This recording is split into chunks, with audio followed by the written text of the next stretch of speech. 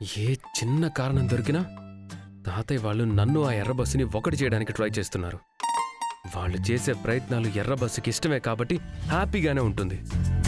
కానీ నాకు మాత్రం చాలా ఇరిటేటింగ్గా ఉంటుంది. ఛ, ఏదో ఒకటి చేసి ఎర్ర బస్సు నుండి బయటపడాలి. మధుబాబు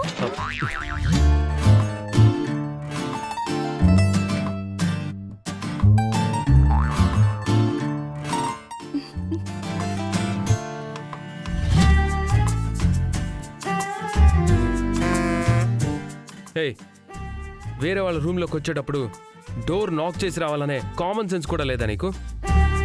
నానిప్పుడు వేరే వాళ్ళ రూమ్లోకి ఎక్కడెళ్ళాను మధుబాబు. నా మొగుడు రూమ్లోకి కదా వచ్చాను. నా మొగుడు రూమ్ అంటే నా రూమే కదా మధుబాబు. నా రూమ్లోకి రావడానికి నానెందుకు డోర్ కొట్టి రావాలి? హే, నా రూమ్ ఎప్పుడూ నీ రూమ్ కాదు. నేనెప్పటికీ నీకేమీ కాను. ఊరుకుంటున్నాను కదా అని తాతయ్య వాళ్ళ ముందు ఓ అని రెచ్చిపోతున్నావు. ఆ ఓవర్ యాక్షన్ కొంచెం తగ్గించుకుంటే నీకే మంచిది. నా నేటి ఓవర్ యాక్షన్లు చేయలేదు మధుబాబు. ఒక భార్యగా ఏటి చెయ్యాలో అవే చేశాను. మీరు కూడా ఒక భర్తగా నా కోసం చాలానే చేశారు. కానీ భర్త అనే మాటని ఎందుకో తీసుకోలేకపోతున్నారు. హలో, నీ కోసం నేనేం చేసినా నీ భర్తగా చేయలేదు. కావాలంటే ఒకసారి వెనక్కి వెళ్ళి గుర్తు తెచ్చుకో. నెంబర్ 1, నేను అరెస్ట్ కాబోతుంటే నన్ను కాపాడడానికి నువ్వు అరెస్ట్ అయ్యావు.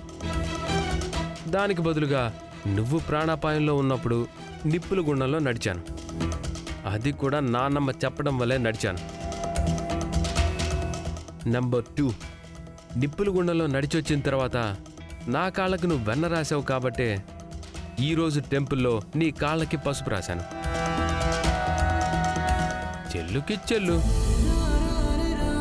అంతేగాని నేనేదో నీ మీద ప్రేమ పొంగిపోయి భర్త స్థానంలో ఉండి చేశాను అనుకోకు. సరే మధుబాబు, మీరు అలాగే అనుకోండి, నా నిట్టాగే అనుకుంటాను. అన్నిటికీ కాలమే జవాబు చెప్తుందిలేండి. ఏ, కారణం లేదు, గాడిది గుడ్డు లేదు. ముందు ఎక్కడి నుంచి వెళ్ళు. సరే, ఇదిగో ఈ అక్షింతలేసి నన్ను ఆశీర్వదించండి మధుబాబు. నేను వెళ్ళిపోతాను. అక్షింతలా? ఇవి సీతారాముల కళ్యాణంలో వాడిన అక్షింతలు. వీటితో నన్ను ఆశీర్వదించండి. ఆల్రెడీ భగవంతుడి ఆశీర్వాదం ఉందా? మళ్ళీ ఇప్పుడెందుకు? భగవంతుడి ఆశీర్వాదాలు దొరికాయి, శ్రీవారి ఆశీర్వాదాలు దొరకాలి కదా. ఆశీర్వదిస్తాను. నా లైఫ్ నుండి వెళ్ళిపోతావా? కాదు, ఈ గదిలో నుంచి వెళ్ళిపోతాను. ముందు ఇక్కడి నుంచి బయటికి వెళ్ళు. ఈ అక్షింతలతో నన్ను ఆశీర్వదిస్తే వెళ్తాను. అరే మధుబాబు, వీటితో ఆటలొద్దు. అయితే మర్యాద ఇక్కడి నుంచి వెళ్ళు. ఆశీర్వదించాలా? అస్సలు ఆశీర్వదించాను. ఇదే మాట మీద ఉంటారా? మ్యాడీ అంటేనే మాట మీద ఉండేవాడు. ఏయ్, నీ ఏం చేస్తున్నావు? కనపడట్లేదా ఏంటి? మీ టవల్ని లాగేస్తున్నారు. Please don't do that. అయితే నన్ను చెప్పినట్టు చెయ్యండి, లేదంటే టవల్ లాగేస్తాను. ప్లీజ్ అర్థం చేసుకో. మీరు కూడా నన్ను అర్థం చేసుకోండి మధుబాబు. భర్త కాళ్ళకి నమస్కరించి ఈ అక్షింతలతో ఆశీర్వాదం తీసుకోమని పంతులు గారు చెప్పారు. మిమ్మల్ని అడిగితే మీరు పోజులు కొడుతున్నారేంటి మధుబాబు? నాను చెప్పినట్టు చేస్తారా చెయ్యరా? మీరు చెయ్యరని నాకు తెలుసు. అందుకే నానేం చేయాలనుకున్నానో అదే చేస్తాను. వదలు మధుబాబు. మధుబాబు ప్లీజ్. ఇంకా ఎక్కడికి వెళ్ళలేరు. ఆశీర్వదిస్తారా లేదా? ఆశీర్వదిస్తాను, ఆశీర్వదిస్తాను. టవల్ వదిలేశాక మాట మార్చరు కదా? మార్చర్లే. ఇందాక మీరే అన్నారు కదా, మాట మీద నిలబడేవాడే మ్యాడీ అని. రండి. ఈ అవతారంతోనే ఎవరైనా ఆశీర్వదిస్తారా? ప్యాంట్ వేసుకోండి. అయితే నువ్వు బయటికి వెళ్ళు. ఎందుకు? నాను బయటికి వెళ్తే డోర్కి గొళ్ళెం పెడదామనా? తెలివితేటలు ప్రదర్శించకండి, ముందు ఆశీర్వదించండి.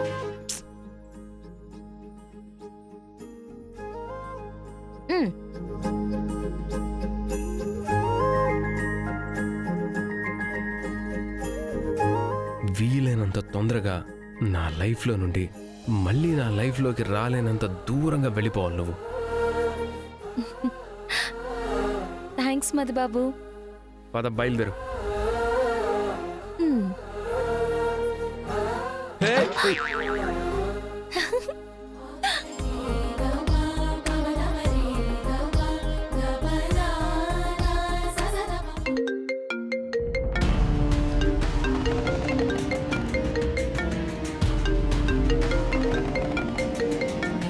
జైలర్ గారు కాల్ చేస్తున్నారేంటి?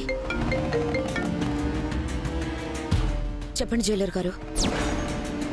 సారీ ప్రియంవద గారు, అతన్ని రిలీజ్ చేయమని కోర్టు నుంచే ఆర్డర్స్ వచ్చాయి.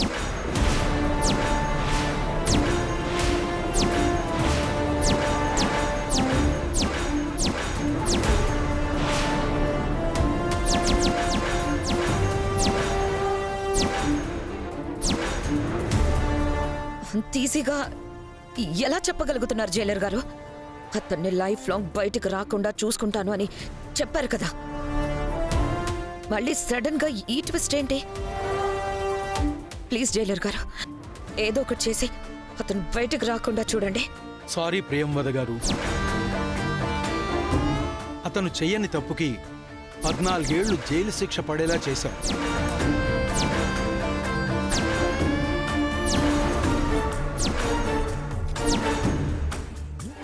ఆ తర్వాత కూడా జైల్లో గొడవలు సృష్టిస్తున్నాడని, తప్పించుకోవడానికి ప్రయత్నిస్తున్నాడని అవి ఇవి చెప్పి ఇంకో 6 ఏళ్లు జైల్లో ఉండేలా చేశాం.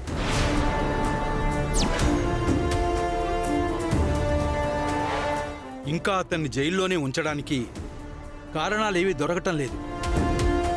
అయినా ప్రయత్నిస్తే నా ఉద్యోగం రిస్కులో పడుతుంది. దయచేసి అర్థం చేసుకోండి. ఇంతకు అతను ఎప్పుడు రిలీజ్ అవుతున్నాడు? రేపేనండి.